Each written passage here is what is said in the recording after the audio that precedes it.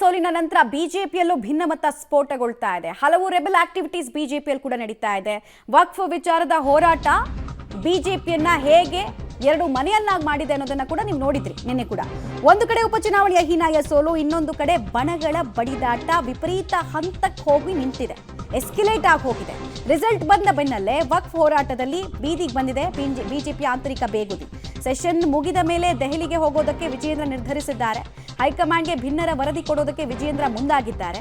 ಮತ್ತೊಂದು ಕಡೆ ಯತ್ನಾಳ್ ಮತ್ತು ತಂಡದ ವಿರುದ್ಧ ಶಿಸ್ತು ಕ್ರಮಕ್ಕೆ ಕೂಡ ಒತ್ತಾಯಿಸೋದಕ್ಕೆ ನಿರ್ಧಾರ ಆಗಿದೆ. ಆದರೆ ಭಿನ್ನರ್ ಸುಮ್ಮನೆ ಕೂತಿದ್ದಾರಾ? ಅವರೂ ಇಲ್ಲ.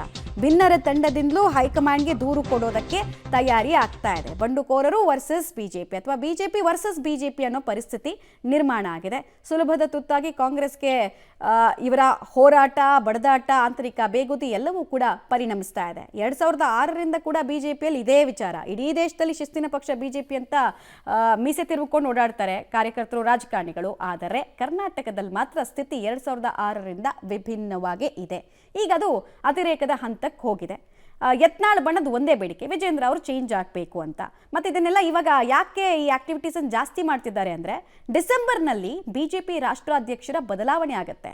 ಸೊ ರಾಷ್ಟ್ರಾಧ್ಯಕ್ಷರ ಬದಲಾವಣೆ ಸಂದರ್ಭದಲ್ಲಿ ರಾಜ್ಯಾಧ್ಯಕ್ಷರನ್ನು ಬದಲಾವಣೆ ಮಾಡಿಬಿಡ್ಲಿ, ಸೊ ನಮ್ಮನ್ನು ಕರೆದು ಮಾತಾಡಿಸ್ಲಿ ಅನ್ನೋದು ಇವರ ಹೋರಾಟದ ಹಿಂದಿರುವಂತಹ ಉದ್ದೇಶ.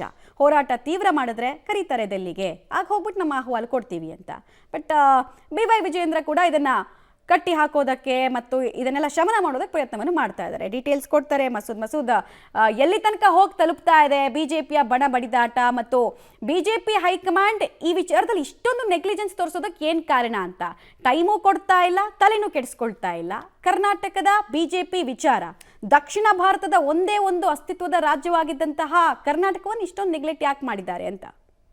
ಮಮತಾ, ಬಿಜೆಪಿಯಲ್ಲಿ ಏನು ಬಡಿದಾಟ ಇದೆ, ಗುಂಪು ಘರ್ಷಣೆ ಇದೆ, ಒಂದು ರೀತಿಯಲ್ಲಿ ಕ್ಲೈಮ್ಯಾಕ್ಸ್ ಹಂತಕ್ಕೆ ಬರೋ ಲಕ್ಷಣಗಳು ಕಾಣಿಸ್ತಾ ಇದ್ದಾವೆ. ಯಾಕೆಂದರೆ ಕಳೆದ ಒಂದು ಕಾಲು ವರ್ಷದಿಂದಲೂ ಕೂಡ ಯತ್ನಾಳ್ ಅವರ ಬಣ ವಿಜೇಂದ್ರ ಮತ್ತು ಯಡಿಯೂರಪ್ಪನವರ ವಿರುದ್ಧ ಮುಗಿಬಿದ್ದಿರುವಂಥದ್ದು ಸಂದರ್ಭ ಸಿಕ್ಕಾಗಲೆಲ್ಲ ವಿಜೇಂದ್ರ ನಾಯಕತ್ವದ ಬಗ್ಗೆ ಆಕ್ಷೇಪದ ಮಾತುಗಳನ್ನು ಯತ್ನಾಳ್ ಅವರು ಮಾತಾಡ್ತಾ ಇದ್ರು. ಜಾರಕಿಹೊಳಿ ಅವರು, ಪ್ರತಾಪ್ ಸಿಂಹ ಅವರು, ಲಿಂಬಾವಳಿ ಎಲ್ಲರೂ ಕೂಡ ಅವ್ರ ಜೊತೆಗೆ ಸೇರ್ಕೊಂಡಿರುವಂಥದ್ದು.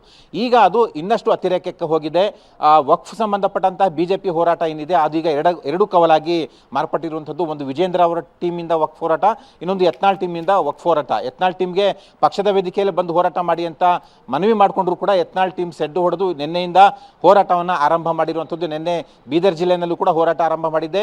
ಇವತ್ತು ಕಲಬುರಗಿ ಹಾಗೆ ಬೆಳಗಾವಿವರೆಗೂ ಕೂಡ ಡಿಸೆಂಬರ್ 1ನೇ ತಾರೀಕುವರೆಗೂ ಕೂಡ ವಕ್ಫ್ ಹೋರಾಟವನ್ನು ಬಿಜೆಪಿ ಅಧಿಕೃತ ಪಕ್ಷ ಅಂದರೆ ರಾಜ್ಯಾಧ್ಯಕ್ಷ ವಿಜೇಂದ್ರಗೆ ಸೆಡ್ ಹೊಡೆದು ಯತ್ನಾಳ್ ಅವರ ತಂಡ ಮಾಡ್ತಾ ಇರುವಂಥದ್ದು. ಇನ್ನು ವಿಜೇಂದ್ರ ತಂಡ ಕೂಡ ಹೋರಾಟಕ್ಕೆ ಇಡ್ತಾ ಇದೆ.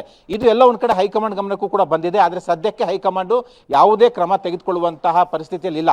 ಈಗ ಅದು ಎಲ್ಲಿವರೆಗೆ ಹೋಗಿದೆ ಅಂದರೆ, ಖುದ್ದಾಗಿ ಪಕ್ಷದ ವೇದಿಕೆಯಿಂದಲೇ ಹೈಕಮಾಂಡ್ ಗಮನಕ್ಕೆ ಈ ವಿಚಾರ ತರಬೇಕು, ಹೈಕಮಾಂಡ್ಗೆ ಒಂದು ವರದಿ ಕೊಡಬೇಕು, ದೂರು ಕೊಡಬೇಕು ಅನ್ನುವಂಥ ತೀರ್ಮಾನಕ್ಕೆ ಬಂದಿರುವಂಥದ್ದು. ಈ ಸಂಬಂಧಪಟ್ಟಂತೆ 7ನೇ ತಾರೀಕು ಕೋರ್ ಕಮಿಟಿ ಸಭೆ ಇದೆ. ಅಲ್ಲಿ ಯತ್ನಾಳ್ ಮತ್ತು ತಂಡದ ವಿರುದ್ಧ ದೂರು ಕೊಡುವ ಸಂಬಂಧಪಟ್ಟಂತೆ ವಿಜೇಂದ್ರ ಅವರು ಚರ್ಚೆ ಮಾಡಿ, ಕೋರ್ ಕಮಿಟಿ ಹಿರಿಯ ನಾಯಕರ ಸಮಿತಿ ಇದೆ, ಹಿರಿಯ ನಾಯಕರ ಜೊತೆ ಚರ್ಚೆ ಮಾಡಿ ಅವರ ಅಪ್ರೂವಲ್ ತೆಗೆದುಕೊಂಡು ಹೈಕಮಾಂಡ್ ಭೇಟಿ ಮಾಡೋದಕ್ಕೆ ಒಂದು ಪ್ಲಾನ್ ಮಾಡಿರುವಂಥದ್ದು.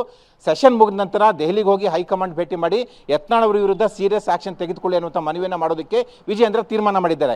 ಈ ಮಧ್ಯೆ ಯತ್ನಾಳ್ ಅವರ ತಂಡನೂ ಕೂಡ ಬೈ ಎಲೆಕ್ಷನ್ ಸೋಲಿನ ಜವಾಬ್ದಾರಿ ವಿಜೇಂದ್ರ ಮತ್ತು ಯಡಿಯೂರಪ್ಪನವರ ಮೇಲೆ ಹಾಕಿ ಅವರು ಕೂಡ ಹೈಕಮಾಂಡ್ಗೆ ದೂರು ಕೊಡೋದಕ್ಕೆ ತೀರ್ಮಾನ ಮಾಡಿರುವಂಥದ್ದು. ಎರಡೂ ಕಡೆಯಿಂದಲೂ ಕೂಡ ಈಗ ಹೈಕಮಾಂಡ್ಗೆ ದೂರು ಹೋಗೋದಕ್ಕೆ ತಯಾರಿ ನಡೀತಾ ಇದೆ. ಆದರೆ ಹೈಕಮಾಂಡ್ ಅವರು ಏನು ಮಾಡ್ತಾರೆ ಅನ್ನೋಂಥದ್ದು ಕಾದು ನೋಡಬೇಕು. ಯಾಕಂದರೆ ಸದ್ಯಕ್ಕೆ ಈಗ ಮಹಾರಾಷ್ಟ್ರ ಚುನಾವಣೆ ಬಿಸಿನಲ್ಲಿದ್ದಾರೆ, ಡಿಸೆಂಬರ್ವರೆಗೂ ಏನು ಕೂಡ ಮಾಡಲಿಕ್ಕಾಗಲ್ಲ. ಹಾಗಾಗಿ ಜನವರಿನಲ್ಲಿ ಒಂದು ಆಕ್ಷನ್ ತೆಗೆದುಕೊಳ್ತಾರೆ ಅನ್ನುವಂಥ ನಿರೀಕ್ಷೆ ಮಾಡಲಾಗಿದೆ.